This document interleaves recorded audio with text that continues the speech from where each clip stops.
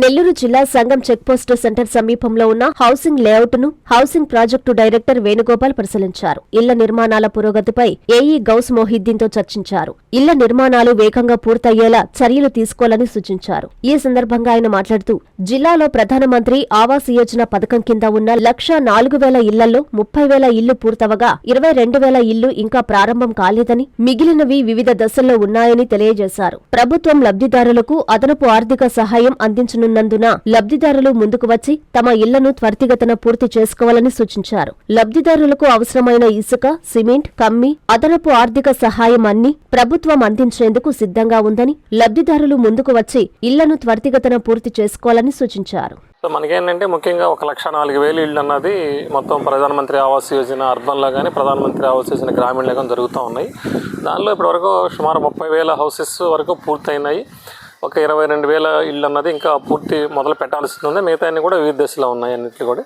దీని మొత్తంలో ఒక 28,000 ఇళ్ళు అన్నది ఆప్షన్ 3 కింద ఎక్కడైతే లేఅవుట్స్లో తీసుకోబడ్డాయో లబ్ధిదారులు చేసుకోలేక లేఅవుట్స్ కొంచెం దూరంగా ఉన్న ప్రదేశాల్లో గతంలో మొదలు పెట్టబడి సుమారుగా 160 మంది కాంట్రాక్టుల వరకు చేసుకుంటూ వచ్చారు. దాంట్లో ఒక 7,000 వరకు కంప్లీషన్ స్టేజ్కి తీసుకొచ్చారు. మిగతా అన్ని కూడా వివిధ దశలో ఉన్నాయి. గత సంవత్సరం ప్రభుత్వం మారిన తర్వాత ఈ ఆప్షన్ 3 మీద కొన్ని ఆరోపణల మీద మొత్తం ప్రోగ్రెస్ అంతా కూడా విజిలెన్స్ అండ్ ఎన్ఫోర్స్మెంట్కి అదేవిధంగా ఇవ్వడం ద్వారా ఆప్షన్ 3 ప్రోగ్రామ్ అన్నది దాదాపుగా 10 మాసాల నుంచి జిల్లాలో జరుగుతూ లేదు. ఇప్పుడు ఎంక్వైరీ పూర్తయింది, గవర్నమెంట్కి రిపోర్ట్ వెళ్ళింది.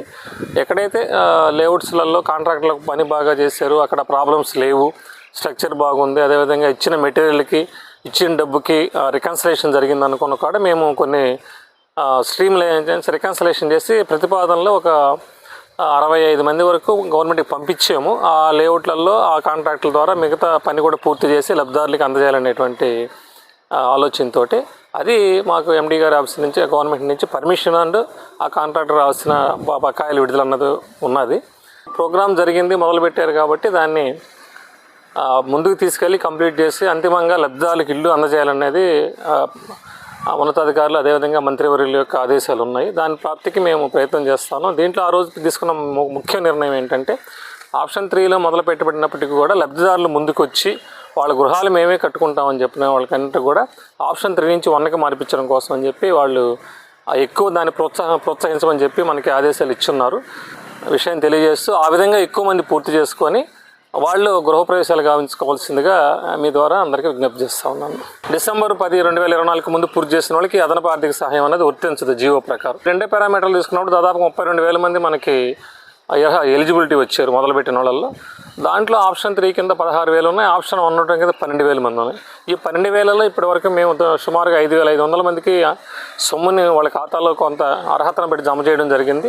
ఈ అదనపు సహాయం కూడా 4 విడతలుగా మేము ఇస్తూ ఉన్నామండి బేస్. కాబట్టి ఈ అవకాశాన్ని ప్రతి ఒక్కరు ఉపయోగించుకోండి. ప్రతి ఇసుక ఉన్నది మన దగ్గర, సిమెంట్ ఉన్నది, స్టీల్ ఉన్నది, క్యాష్ కూడా ఫ్రీగా ఫ్లో అవుతూ ఉంది. అది కాకుండా అదనపు ఆర్థిక సహాయం కూడా ప్రభుత్వం ఏర్పాటు చేస్తున్నారు. కాబట్టి ఈ అన్ని అవకాశాలను ఉపయోగించుకొని ఏదైతే వివిధ దశల్లో అన్ని చోట్ల జిల్లా మొత్తం అదేవిధంగా ఇక్కడ మేము సంఘంలో ఉన్న కూడా సంఘం కాబట్టి ఏఎస్పేటకి వచ్చి నియోజకవర్గం ఎక్కడైనా సరే లబ్ధిదారులు ముందుకు వచ్చి తొందరగా ఈ ప్రోగ్రాం పూర్తి చేసుకోవాలి. ఎందుకంటే మనకి ఇది ప్రధానమంత్రి ఆవాస్ యోజన 1 కింద 2020 నుంచి ఇళ్ళు మంజూరు కాబడి ఉన్నాయి.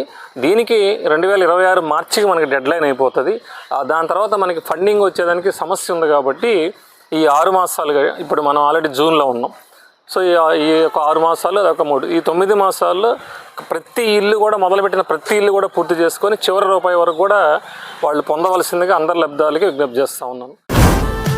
హిమాలయ స్కూల్ ఆధ్వర్యంలో Vidya Vihar school, Maipadu road, Navalakulathota, Nellore. IIT NEET foundation, good academics, good handwriting, cricket classes, basketball, volleyball, skating, archery, karate, yoga, hostel facility, good faculty. Himalayans Vidya Vihar school, day scholars and residential school. Admissions జరుగుతున్నవి play class to 10th class. Maipadu road, Navalakulathota, Nellore. Hi Nilor, please subscribe to N3 TV.